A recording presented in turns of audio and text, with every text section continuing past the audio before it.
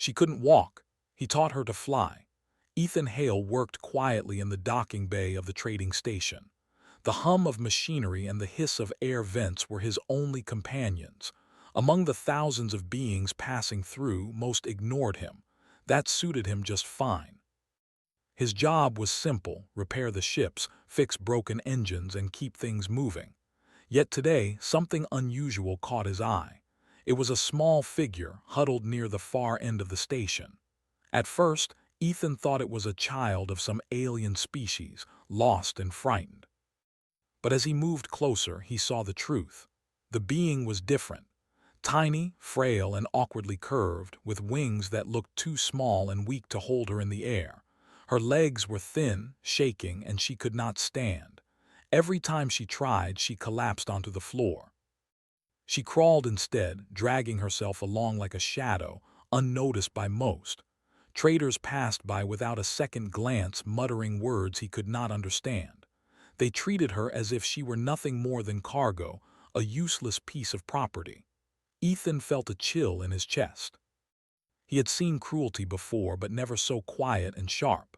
No one was shouting, no one was hitting, but the message was clear. She did not matter. Ethan approached carefully, his hands raised in a gesture of peace. The girl froze, fear flashing in her large, glimmering eyes. They were alien, yes, but intelligent, bright, and full of something most people overlooked: hope. "You can't," one of the traders said sharply, a clawed finger pointing at Ethan. "She's ours. She is worthless. Leave her." Ethan shook his head.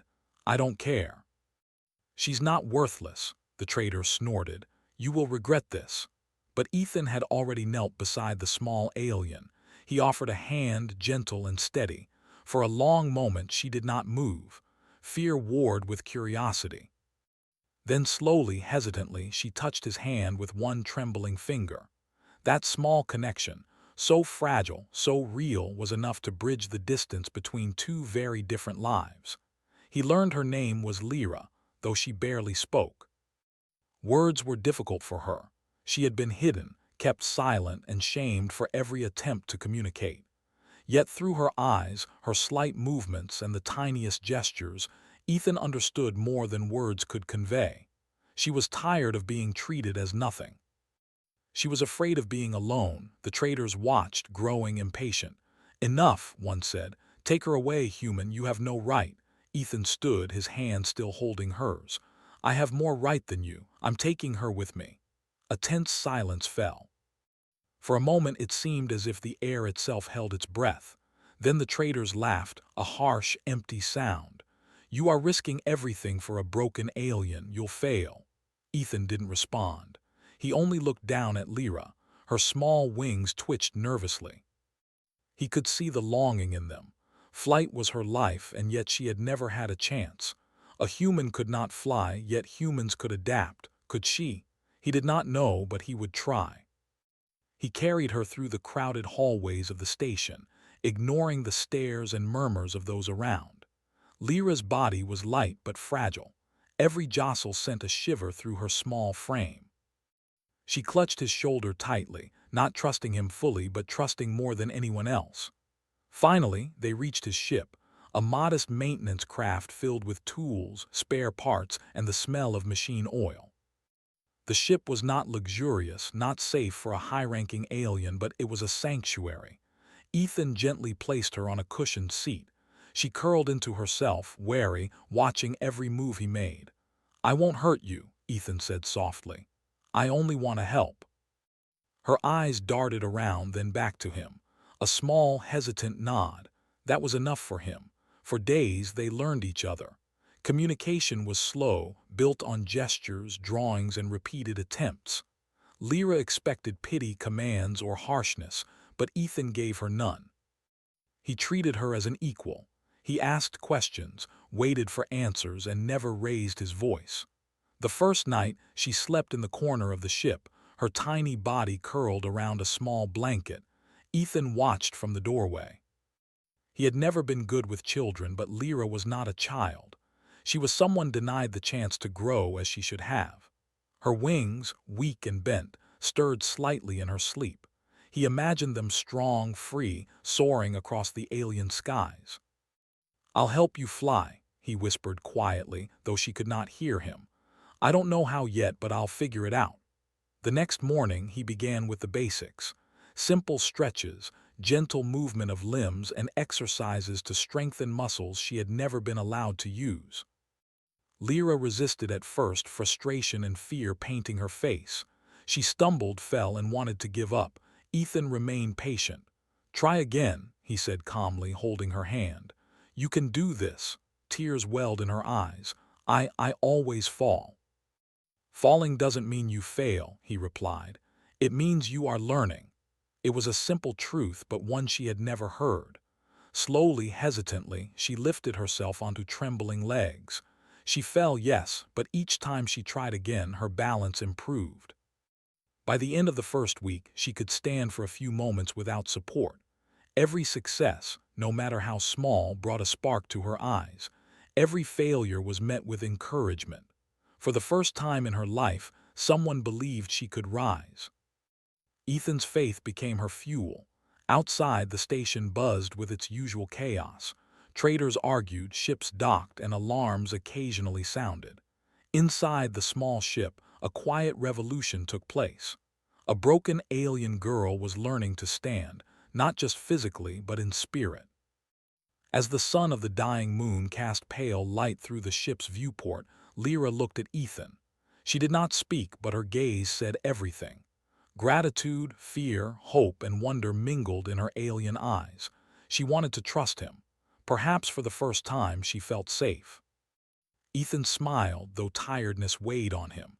"Tomorrow we try again," he said, "and the day after that we push a little further." Lyra nodded, a small, determined movement. She was afraid of what lay ahead, but she was no longer alone. And for a human engineer who had lived quietly among machines, helping someone soar, literally or not, felt like the most important task he had ever undertaken. That night, as Lyra slept, Ethan worked on something new. Spare metals, soft alloys, and delicate mechanisms lay spread across his workbench. He was beginning to imagine wings, not to replace hers, but to help her discover what she had never thought possible. It was dangerous, it was risky, and it was exactly what needed to be done. For the first time, both human and alien dreamed of a sky where she could fly. And nothing, not the traders, not the laws of the station, not even her own fear, would stop them. By the end of part 1, Lyra could stand for a brief moment on her own. She wobbled, uncertain, but her eyes shone. Ethan knelt beside her, gently supporting her. No words were needed. They both knew this was only the beginning. The journey to flight, to freedom, and to proving the galaxy wrong had begun. The stars outside shimmered coldly, but inside the small ship, warmth grew. A human and a fragile alien, two very different lives, were connected by trust, hope, and an unspoken promise. Together they would rise. The morning light spilled through the viewport, painting the small workshop ship in pale gold. Lyra stirred, her tiny body stretching carefully. Standing had become easier over the past few days, yet the effort still drained her. She had discovered muscles she didn't know existed, muscles that a lifetime of weakness had hidden. Her wings twitched restlessly, eager to move but still powerless to lift her. Ethan entered quietly, carrying a small tray of water and soft nutrient cubes.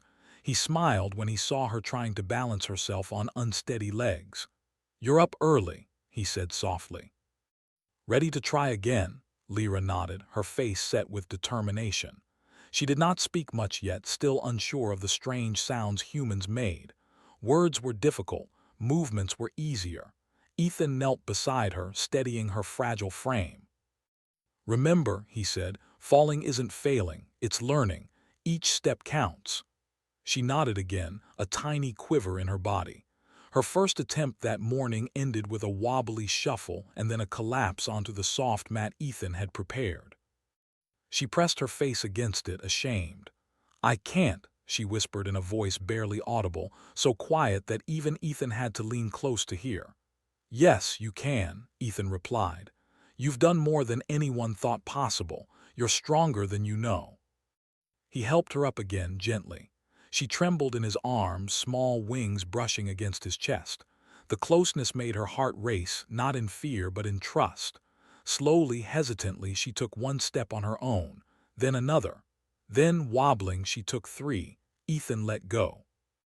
"Good," he said softly, his eyes shining. "You're walking."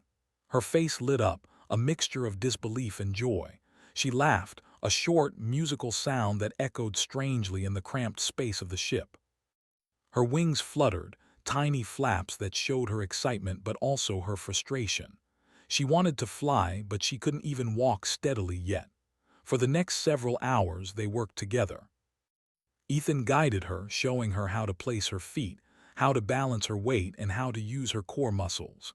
He built small supports from soft alloys, little handles she could grip for practice. Every step she took was a triumph, every fall a lesson. By the end of the first day, Lyra could walk several meters without support. Her wings twitched constantly, like they were testing the air, imagining freedom. Ethan's heart swelled as he watched her.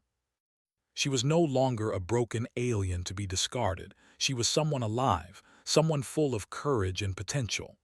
That night, Lyra lay in the corner, exhausted but smiling in her sleep. Ethan worked quietly on a new project. He had collected spare alloys, small propulsion mechanisms, and flexible materials. If she could walk, perhaps she could one day fly, not naturally but with human ingenuity. He imagined tiny wing frames, powered lightly by compact energy cells, designed to support her fragile body while letting her wings move freely. "You'll fly one day," he whispered to her sleeping form. "I'll help you, I promise." The next morning brought challenges. Lyra had begun to understand the concept of balance, but walking was still uncertain. Her wings itched for motion, flapping even as she shuffled along the floor. Ethan suggested they combine walking with wing exercises, gentle stretches that mimicked flight movements. At first, Lyra resisted. She did not understand how moving her wings while standing could help her, but Ethan showed patience, demonstrating slow, repeated motions. He encouraged her to flap, twist, and lift, even if she could not rise. "You are learning what your body can do," he said, "not what it can't. Every flap is a step closer." Gradually, she began to trust the process. She moved her wings in controlled motions while stepping forward. Each motion built strength in her chest and back, muscles she had never used. By the end of the second week, she could combine short walks with small, supportive flaps of her wings. It was awkward and exhausting, but progress was visible. During these days, Ethan learned more about her world. Lyra's species valued flight above all else. Those who could not fly were often left behind or abandoned. She had been hidden for her weakness, labeled unworthy, told she would never contribute to her kind. The thought made Ethan's blood boil. No being deserved such cruelty. Yet here she was, alive, learning, and determined. One evening, while the ship floated quietly in orbit around the dying moon, Lyra approached Ethan. She extended a hand and for the first time tried to speak a single word in her language. It was shaky and uncertain, but it was hers. "Tha-N-K," she said. Ethan felt warmth flood him. He nodded, smiling gently. "You're welcome," he replied. "You're doing all the hard work." She flapped her wings lightly, a small movement but enough to show excitement. He knelt beside her. "Imagine what it will feel like when you can really fly," he said. "Not just flaps or jumps, but soaring. The air under your wings, the stars around you. You'll feel free." Lyra's eyes widened. She could not yet imagine it, but hope flickered in her gaze. The following days brought small victories. She learned to step onto low platforms, balance on uneven surfaces, and use her wings to stabilize herself. Ethan encouraged each achievement with quiet pride, never pressure, never scolding. The bond between them deepened. Trust grew. Lyra began to rely on him not just for guidance, but for comfort, for belief that she could overcome what her species had told her was impossible. One afternoon, the station alarm sounded. A cargo drone had drifted off course, spinning toward the docking bay. Most of the station workers panicked, but Ethan stayed calm. He guided Lyra to a secure corner, letting her observe. "Look," he said, pointing. "Even when things go wrong, you can stay steady. You can control what you can." Lyra watched, eyes wide. Her wings twitched instinctively, but she stayed grounded. After the drone was safely redirected, Ethan clapped his hands softly. "See, you can be steady even when the world is chaotic." That night, he introduced a new exercise, partial lifts. Using a harness and soft supports, he encouraged her to push off the ground slightly, combining walking steps with a small lift, almost like hopping. She trembled and resisted at first, afraid of falling. But with Ethan supporting her weight, she managed a tiny rise. It was not flight, but it was proof. She could lift herself, even slightly. The next day, they repeated the exercise, gradually increasing the height and distance of her small lifts. Lyra began to laugh when she succeeded, a sound pure and full of joy. Her wings flapped with excitement, the motions becoming stronger and more natural. As the days turned into weeks, Lyra's confidence grew. Walking was no longer a struggle, it was practice. Flapping her wings became instinct. She discovered a rhythm between steps and flaps, a dance of balance and strength. Ethan watched, amazed at how quickly she learned. Where others had seen weakness, he saw determination and courage. By the end of part 2, Lyra could walk steadily, flap her wings with coordinated effort, and even lift herself slightly off the ground using her new training harness. She still could not fly, but she had begun to understand the impossible was possible. The spark of freedom burned in her eyes, and Ethan knew that soon, that spark would ignite into true flight. That night, they sat together in the quiet of the ship, watching the stars. Lyra leaned against him, exhausted but smiling. He gently stroked her small wings. "You've come so far," he whispered. "Tomorrow we push further. You're ready for the next step." Her eyes shone in the starlight, reflecting a mix of fear, hope, and determination. For the first time in her life, she believed she could rise above what had held her down. And with Ethan by her side, she knew she would never be alone again. The stars outside glimmered coldly, but inside, in the tiny ship, warmth and courage grew. Two lives, human and alien, were bound by trust, learning, and the promise of flight. The journey was only beginning, but both of them felt it. Soon, the impossible would be within reach. The ship floated silently above the pale surface of the dying moon. The soft hum of its engines mixed with the quiet hiss of the air filters. Lyra sat in the corner, her small wings twitching constantly. Every day she grew stronger.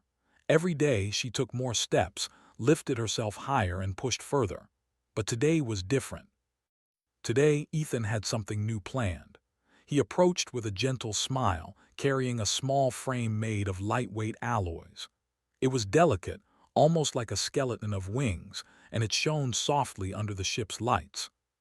"This," he said, kneeling beside her, "is going to help you fly. Not replace your wings, but support them while you learn." Lyra tilted her head, large eyes shining with curiosity and fear. She had learned to trust him, but this was new. She had never been allowed to try flight before. She had never dreamed she could. Her species had called her useless, weak, unworthy. And yet here, a human was giving her hope. Ethan carefully fitted the frame onto her back. Straps and soft supports held it lightly in place. Lyra flinched at first, then relaxed as he adjusted it. "Ready?" he asked. Lyra hesitated. Her wings twitched, anxious, but she nodded. Ethan held her hands, steadying her. "Take a step, then flap. Feel the air under your wings, even if it's only a little." She stepped forward, trembling. The frame moved with her, supporting her weight, helping her balance. Then she flapped. A small rise. Her legs shook, her heart pounded, but she lifted slightly off the ground. Ethan let go slowly, keeping his hands close, ready if she fell. "Good, keep going," he encouraged. She flapped again, a little stronger. This time she lifted higher, a brief moment of real flight. Her laughter rang out, musical and free, echoing in the metal confines of the ship. She was flying. She was not soaring yet, but she was rising. For the next several hours, Ethan guided her through repeated attempts. Each flight was short, shaky, and exhausting. She fell often, landing softly on mats Ethan had prepared, but she got up every time, determination blazing in her eyes. "You're doing more than anyone could imagine," Ethan said softly, brushing her damp hair from her face. "Your wings will carry you. I know they will." The first few days were mostly failures. Lyra's muscles ached, her joints screamed, and fear gripped her heart with every attempt. But Ethan never forced her. He never scolded her. He encouraged, supported, and celebrated every tiny lift. Slowly, progress came. By the end of the first week, she could lift herself several meters above the ground, glide briefly, and land safely. It was not perfect, not natural, but it was real. She was flying. She was alive in a way she had never experienced. Yet progress brought challenges. The ship's movement, the narrow confines, and the delicate frame sometimes caused her to stumble or swing too far. Each failure was a test of courage. Ethan stayed close, catching her when needed, adjusting the frame and whispering encouragements. One evening, as the moonlight bathed the workshop in pale silver, Lyra sat on a mat, exhausted. Her wings twitched, still full of energy she could not release. Ethan knelt beside her, brushing the sweat from her brow. "You're tired," he said, "but you've come so far. Look at what you've done." Her eyes were wide. I flew," she whispered. Her voice trembled, small and amazed. "Yes," he said, "and soon you'll fly higher, you'll soar." But progress was not just about lifting off the ground. Lyra's species had spies in the station. Traders and officials had noticed her unusual growth. Rumors spread. The human teaches a useless alien to fly. The laws say she cannot. The tradition says she is weak. One afternoon, a group of alien traders came aboard the ship. Their expressions were cold, suspicious. "You are breaking the law," one said sharply. "This alien, she is not meant to fly. She must return with us." Ethan stood, placing himself between Lyra and the intruders. "She is not property. She is learning, living, and growing. You have no right to stop her." The leader snarled. "You dare defy our law?" "I dare," Ethan said, "because what you call weakness is life, and you cannot stop life." The aliens stared at him, unprepared for such defiance. Lyra hid behind him for a moment, then slowly stepped forward. Her wings flapped, small but strong. Fear and courage mingled in her eyes. Ethan turned to her. "Show them." She flapped once, then lifted herself a few meters into the air. Her wings moved with purpose, her body trembling but strong. She landed safely, looking back at the traders. Silence fell. None expected this. A worthless alien had defied them. The traders left in confusion, whispering among themselves. Lyra sank to the floor, exhausted, and Ethan helped her up. "You did it," he said. "You showed them who you are." Her small voice trembled. I can fly." "You can," he replied, "and soon you'll fly higher than any of them." The next days were focused on endurance. Ethan built small obstacles in the ship, places for her to land, jump, and flap.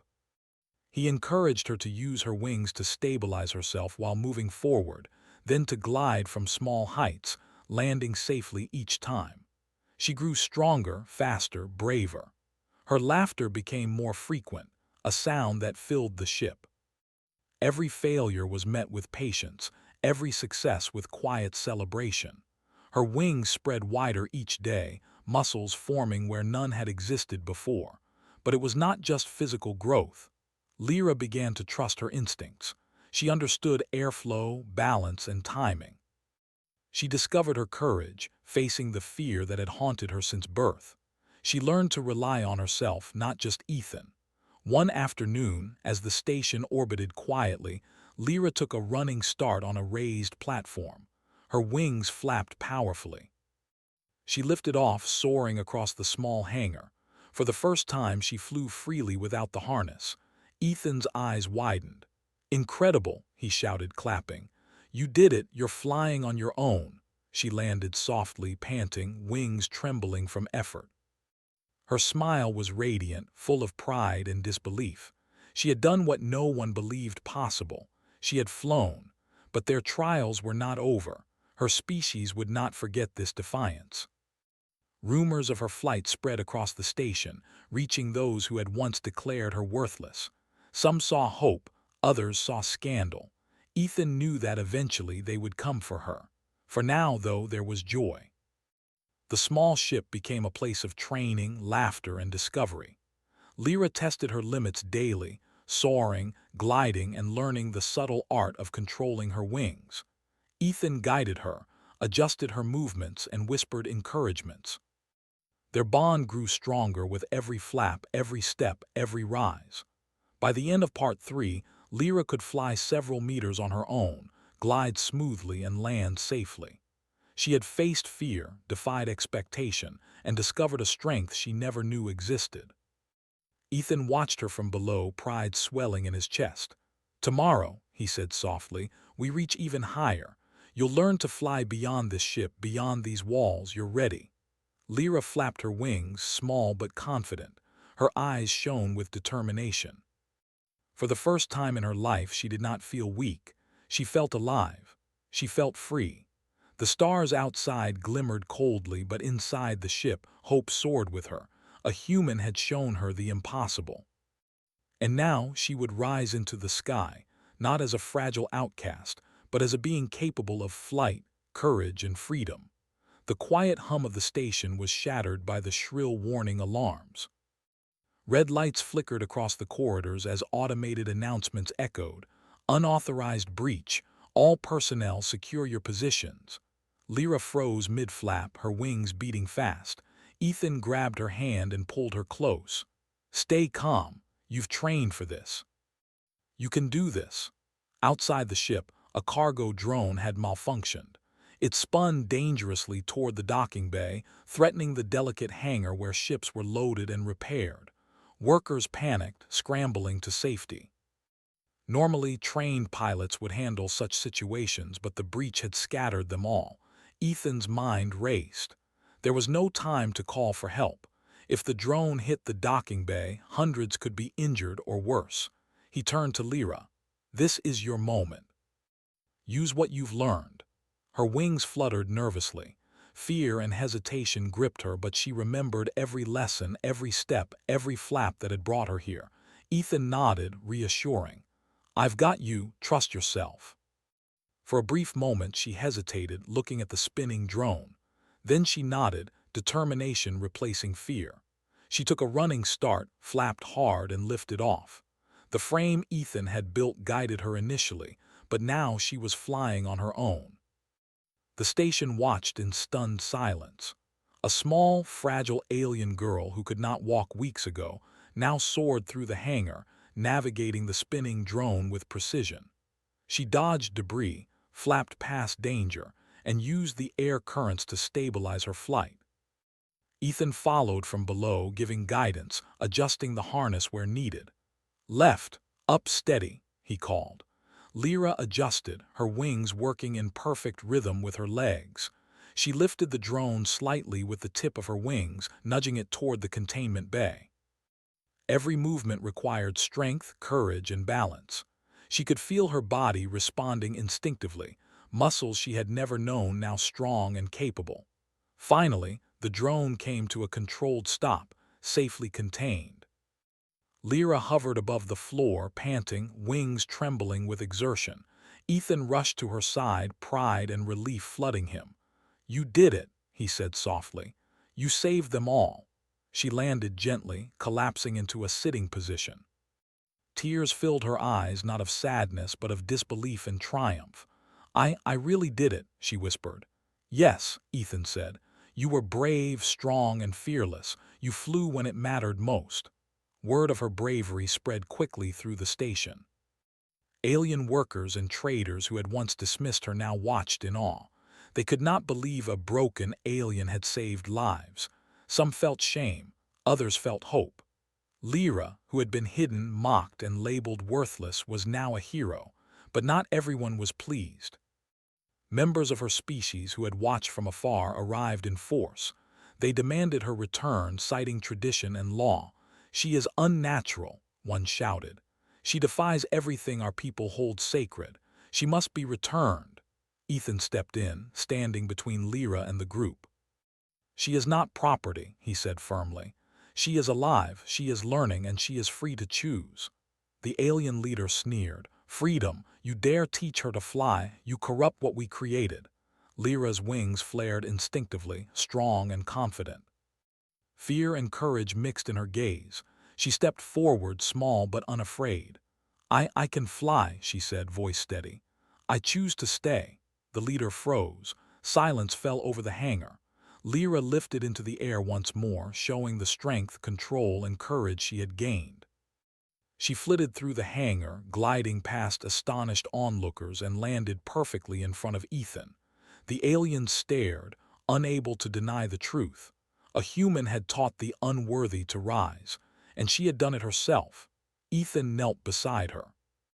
"You've shown them who you really are," he said softly. "No one can take that away." Over the following days, the station slowly adjusted to her presence. Lyra continued training, each flight longer and more controlled.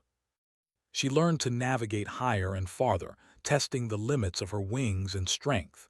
Ethan built new supports, small wing frames that allowed her to glide farther and maneuver with precision. Despite the admiration, tension remained. Her species had not forgotten. Traders and officials whispered warnings, waiting for a chance to reclaim her. But Lyra no longer feared them. She had discovered her own courage and ability. She had risen above their rules, above their judgments, and above her own fears. One evening, as the station floated silently above the moon, Ethan and Lyra watched the stars. She rested on a soft mat, wings spread, still trembling from her latest flight. "You've come so far," Ethan said. "Do you know how much you've grown?" Lyra looked at him, eyes shining. I am not weak," she whispered. "I can do things no one thought I could." "Yes," he said, "and soon you'll do even more. You'll fly beyond this station, beyond the skies of this moon. You'll show the galaxy that strength comes in many forms." She flapped her wings slowly, testing the air. For the first time, she felt the true power of flight, the freedom that came from rising above fear and doubt. Ethan smiled, knowing that soon she would not just fly for survival or training. She would fly because she wanted to, because she had the courage, the skill, and the heart to soar. As they watched the stars together, a quiet determination settled over them both. The galaxy might doubt her, might call her weak, might challenge her. But Lyra had learned the greatest lesson. Strength is not given. It is earned, flap by flap, step by step, and she had earned it.